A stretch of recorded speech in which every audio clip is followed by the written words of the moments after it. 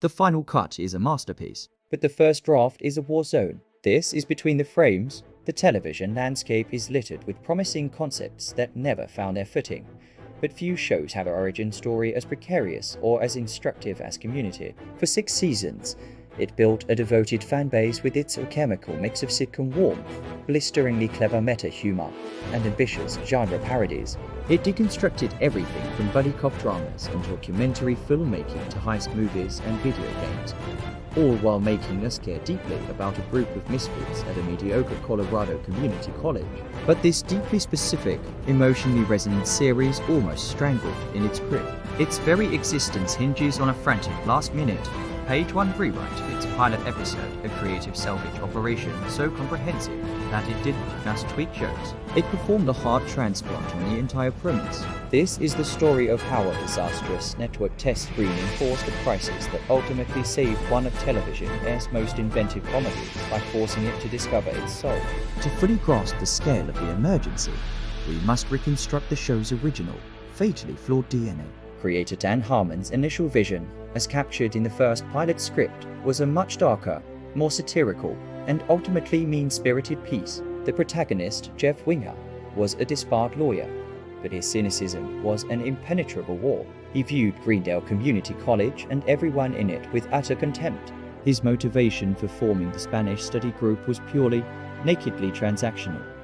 A quick, manipulative scheme to sleep with an attractive classmate, Britta Perry, whom the script portrayed as a naive and easily mocked activist. The other study group members were not the beloved characters we know, but broader, flatter caricatures. Annie Edison was a shrill, judgmental overachiever. Pierce Hawthorne was defined almost entirely by racist and out-of-touch remarks. Troy Barnes was a simpleton joke. Abed Nadir was a bizarre non sequitur machine without empathetic insight. The group's dynamic was rooted in mutual annoyance. They didn't connect. They collided. The comedy was intended to spring from their collective disdain for one another and for their situation. When this version of the script was presented to NBC and subjected to internal test readings, the feedback was catastrophic. Audiences found the characters irredeemably unlikable, the tone unpleasantly bitter, and the story unsatisfying. The network, seeing no clear path to a broad audience, was on the verge of passing on the project entirely.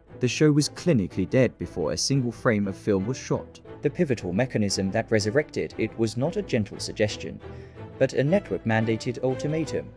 A complete, page-1 rewrite, and fast. Facing this existential threat, Dan Harmon and his writing partner at the time, Neil Goldman, entered a state of creative triage. They weren't polishing a script.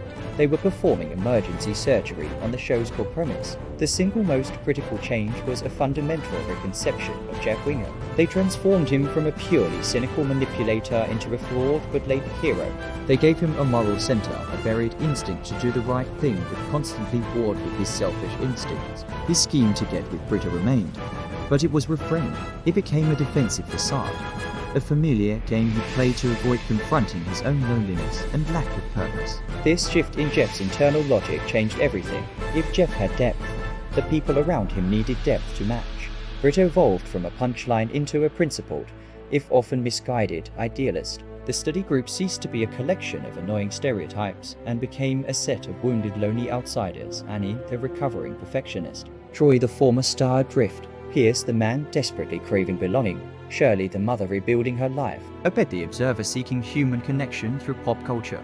The most iconic line to emerge from this feverish rewrite, the line that became the show's thesis statement, was Jeff's speech at the end of the first act. You just stopped being a study group. You became something unstoppable. I hereby pronounce you a community. This wasn't just a clever bit of dialogue. It was the new foundational blueprint. The show was no longer about cynicism. It was, as its title now earnestly declared, about community.